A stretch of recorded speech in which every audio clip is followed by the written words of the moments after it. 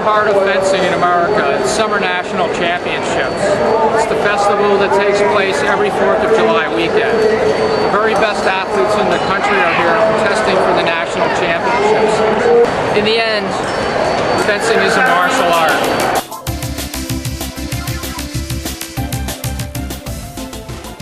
Fast, it's furious, it is a fight, it is mentally challenging, it is psychologically challenging. You really have to be the best, and you have to show that you are the best and prove that you are the best. And at 14-14, I loved that. But in fencing, a big mental challenge, I think, is not only are you losing, but someone's actually physically beating you. So I think it's hard. I think the mental challenge there becomes the issue of not only am I losing at this sport, someone's actually physically dominating me, and to fight back against that, I really just want to give up now because I'm getting beaten both on a scoreboard and physically. I loved winning one touch over the other person.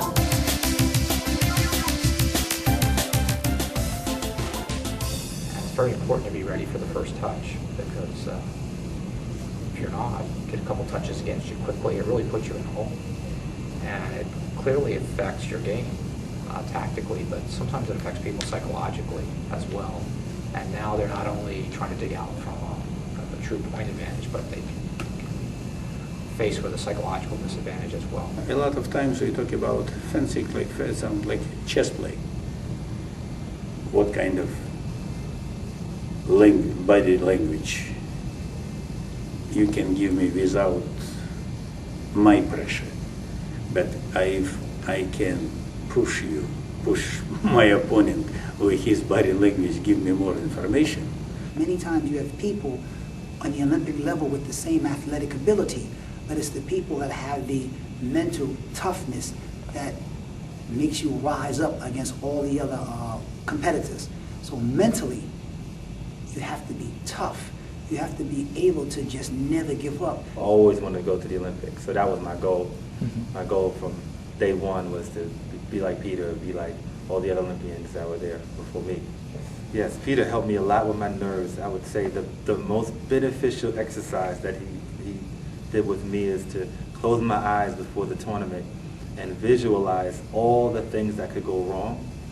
So I was able to compete and go for things, meaning do certain actions that were risky, that took a lot of nerve to do. When I was fencing Trellini, it was an honor. It was unbelievable. I couldn't believe it. I wanted anything, everything. I would have given anything to have fenced her. I kept getting touch after touch. I was just focused on getting touches. That was it. Like, how am I going to get the next touch? How am I going to get the next touch? So I was very present in the moment. And then somehow I get the 15th touch. I mean, I could have kept going after that. That's the weird part, because I was just so intense about playing the game with her and going touch after touch that I wasn't even thinking about, okay, we're going 15.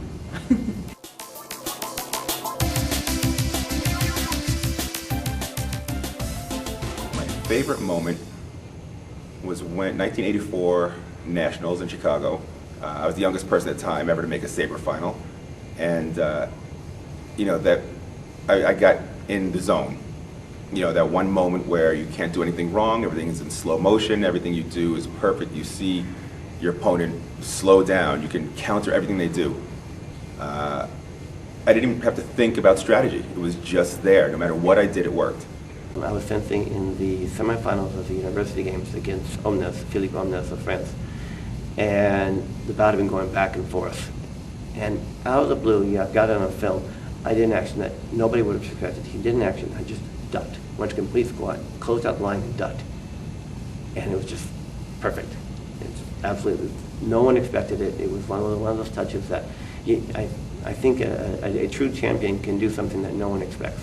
And that was my moment of being, maybe one of the few moments I was actually a true champion. I did something that no one in the gym could have thought about but me.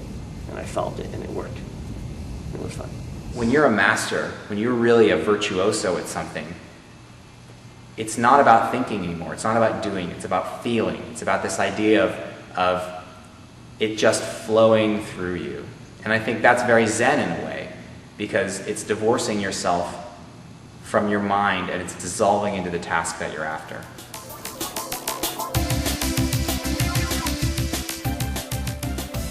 the fact that I won a world championship at 14. I had no idea what that meant. How the hell did I go to Paris and win a tournament, win a world championship when no one else had ever won anything? Like, no American had ever won anything. I made grown men cry. They heard the national anthem for the first time. Like, George Kolombatovich came up to me afterwards, and Michael Marx. And these are guys who have been in fencing for so many years. And Michael Marx was an excellent fencer.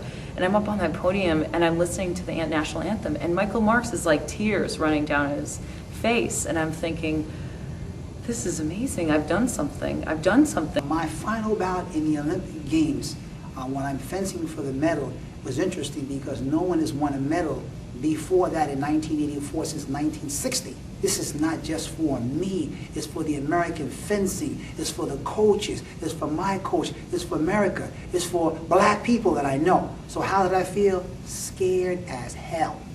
It was so euphoric, it was so grand, it was so unbelievable. I savored and enjoyed every moment, every touch. To me, fencing is beautiful.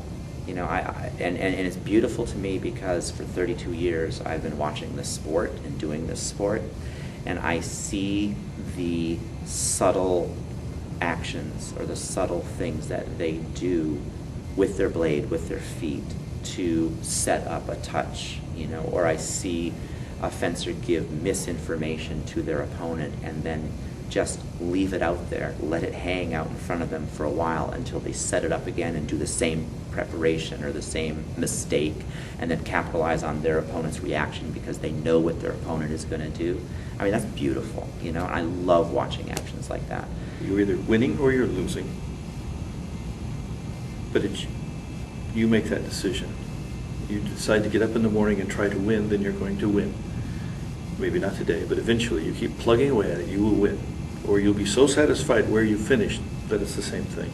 You can always use a metaphor for fencing in everything you do in life. Somehow it works out. It's amazing that way.